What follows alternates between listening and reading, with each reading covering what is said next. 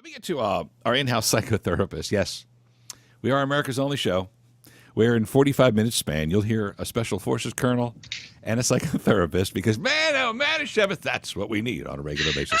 Jill Payne is with us, member of the American Academy of Psychotherapy.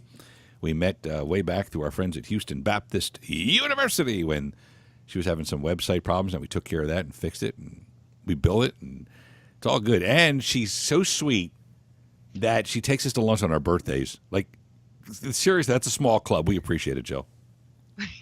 You're welcome. You can thank my mom. We learn behavior from our parents. I'll say figures. There you go. Where do you think you see young boys? I'm a dad of a boy. Young boys. Yeah. We were with our friend, and we're going to call him Scott. He's one of my closest friends. His name isn't Scott, but he's got one of those black ops kind of jobs. So I call him Scott. We've been friends for like 20-something years. Right. When I first met his son, he had a little boy, right? And the little boy is like 5, 6, 7 years old. And Scott goes, I want you to meet Mr. Malone. And the little boy extends, he's a little tiny kid, he extends his hand. He goes, nice to meet you, sir. And I said, well, that's very kind of you. Thank you, sir. And this is true story.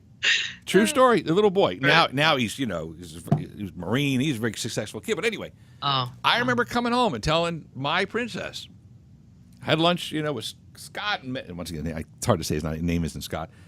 Scott is, his little boy was saying, sir, I said, when we have a baby, I hope that we can raise him like that. And right, all right. So every time Bubba met somebody, I said, you must say, nice to meet you, sir. And when he was about 13, a mom commented to me. She said, it was so amazing. Your son said, nice to meet me, ma'am. Thank you, ma'am. She says, I'm not used to hearing that from teenage boys. Right. That warmed my heart. Yeah. It took a long time to do it. So, well, and it's really important, when kids are growing up, that's when they're molding the fastest. Their brains, the critical period of a child's brain is 1 through 3. And so, it is developing just so fast, like a sponge. So it soaks in everything. And it's very important how we treat our children. And we show them respect, but we demand that they show us respect and elders because it's so essential later on in life. Right. Versus you talk to a teenager, what? Right. What?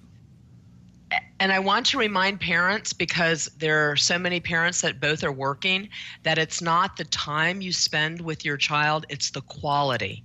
So when you are with your child, you really want to put all your devices down and you want to really have face-to-face and physical play or whatever you're doing with your child. You say it, but when I go out and Princess and I are out, we have our Saturday morning breakfast. Right.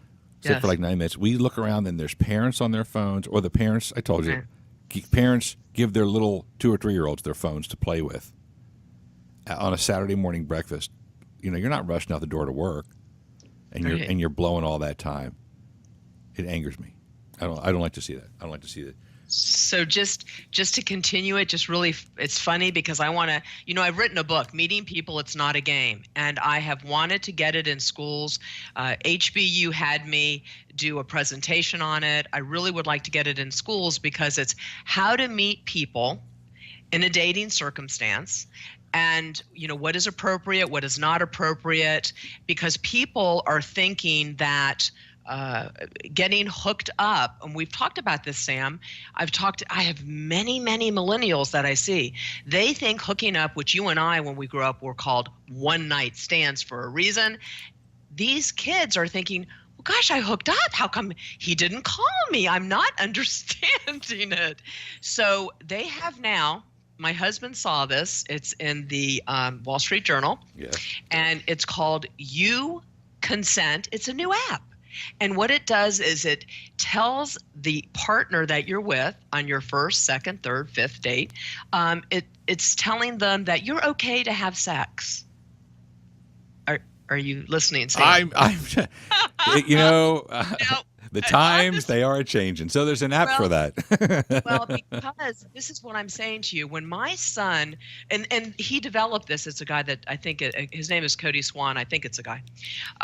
Anyway, he developed this because of all the sexual harassment that's going on. And I really am adamant about parents talking to their children. When my child, and he's a big guy, he used to play football, he did the discus. Okay, he's a big guy.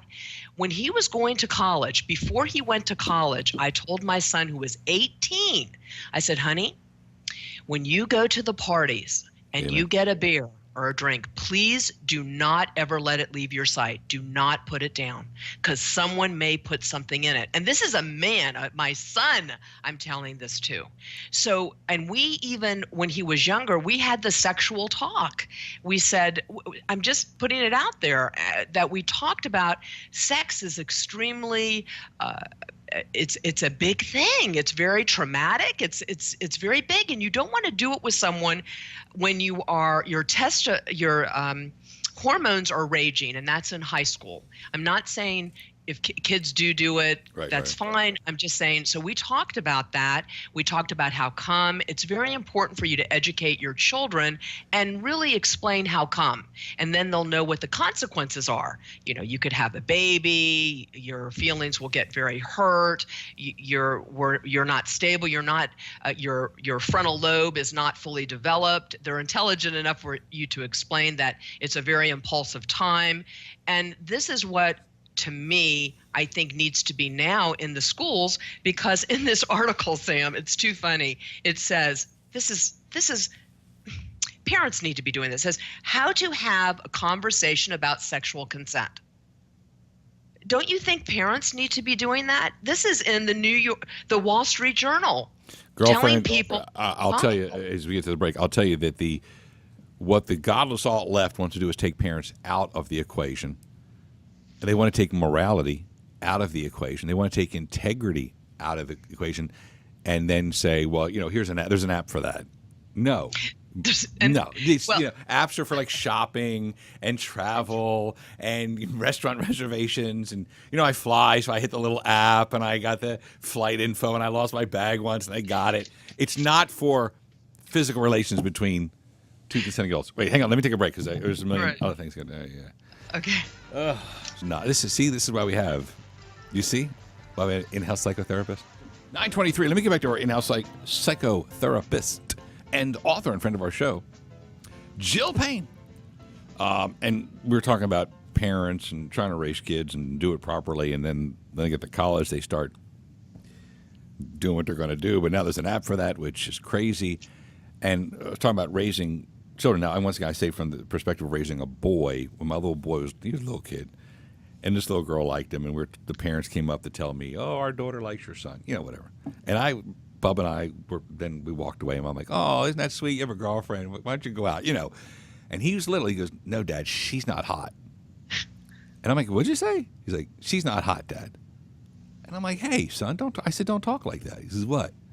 I said, "First of all, that's somebody's daughter. And that's the first thing. It'd be like if somebody said, you weren't cute or you were ugly, it would hurt my feelings." Two, all girls, in some way, every woman's pretty in one way or another. So just, it could be her smile, her eyes, her hair, her hands, her legs, or whatever. I'm trying to make it G, because he was a little, young kid. I said, don't go through life doing that. And the other thing I said to him, I said, you know how tough it is to be a girl today? With social media and people posting pictures, and they only post their best pictures, and you might have a couple extra pounds on you. I said, that ain't easy, son. So be considerate. Go into this with a little more compassion, consideration. And now, you know what? He does that. If there's, we saw a girl hit on him about a month or so ago, and and she wasn't a model or anything, and he was just real sweet. He was and he was really sweet, and but anyway, my point is, it's got to be tough to raise a daughter today with social media and stuff like that. Right. Actually, it's tough on both sexes. There's something called conformity bias, and this is another thing, Sam. I really do believe, since we're living in two worlds now, and technology, the internet, and the electrical devices are here to stay. Matter of fact, I told you they've got Sophia. I think it's Sophia, the robot They're going to be building robots. They have sex robots. They've got everybody. It's going to be there. So what we need to be is educated on the different world. The world in technology is different than what we see. So it's bigger and better. Everything looks bigger and better on the TV, the screen, the video screen, than it is in real life. And so we need to be educated on that, because we are humans, and conformity bias, it's basically we follow the herd, and you follow the herd because that's where the herd's going. Because of survival. If you it's an unconscious thing in our head and in our whole being, that if we have friends that think this is purple, oh, well then it must be purple, even though it's red. Okay, so this is what's happening. They even have done studies where if a friend is cheating, you have more of a chance that you're going to cheat. They did a psychologist did a study. So it's very, very strong out there. And so what's happening, it is causing depression. It's causing anxiety. It's causing I've had so many clients, Sam, young people shutting off. I got goosebumps. Shutting off their Snapchat, shutting off their Facebook. Well, they don't do Facebook very much. It's Snapchat and Instagram. Instagram, yeah. That's it. Mainly Snapchat. I just found out that you can verbally talk on Snapchat. And so, I don't know. They send pictures, and supposedly the picture disappears. I don't think anything disappears from being, because you can snap it. You can screen capture it. You can screen capture it, and this is the reason I think that. Seriously, there needs to be a course in junior high where they understand that what they put on the internet is there forever, and that when you badmouth someone, how would it feel if you were badmouthed? So people need to understand, and remember I have that word empathy, because we need to learn how to banter. I've trademarked it. Plus empathy. We're losing empathy because if I do something on the internet or on my phone, I don't really get a reaction from you. I can't see what that reaction is. Right. And so I'm not going to learn how to empathize and feel that pain that other person's feeling. Did Amazing. I answer your question? Absolutely. No, it all comes together, and we're seeing people, you become depressed. And I was quoting you and saying that, why are all these women walking around? I have to get to the break, but why are all these women where I am? I'm in an office space that has a lot of restaurants and shopping. So it's a lot more women walking around than men, and they have their face in the phone when they're walking. And twice I dodged out of the way because the woman's just walking and not looking. She's looking at her phone. You said, well, when they get likes on social media, it affects the same part of the brain as a piece of chocolate does. Therefore, if you can eat a piece of chocolate, that good feeling, if you get a like or a follower, you're like, ooh, that feels good. Well, now cheese and crackers, they're walking and looking at their phones. And I was like, and women are doing it more because we talk more. So, and we're not getting we like to talk, most of us, and we like to hear our voices and hear responses, and we can't get that from a text. And if you look at any woman's text, it's going to be like this. If you look at a man's text, what does it look like? Couple of letters. Yeah, right. LOL, SMH. All right, okay. All right, I know you love to talk, but you got to stop because they're telling me to go to commercial. So, the corporate flagship in San Diego, New York, and Dallas are where our satellites are located. Definitely pull rank on both of us. Our good friend, in-house psychotherapist Jill Payne, part of the American Association of Psychotherapy. Yeah, and we didn't get to talk about what I know, it's all right. Plan schman. Prep schmep. You cover things and top of mind. That's how you can be successful in this business. Prep is for the rookies. You have a blessed day, and I will talk to you next Wednesday on our little radio program. You too, Sam. Bye-bye. Jill Payne, our in-house psychotherapist.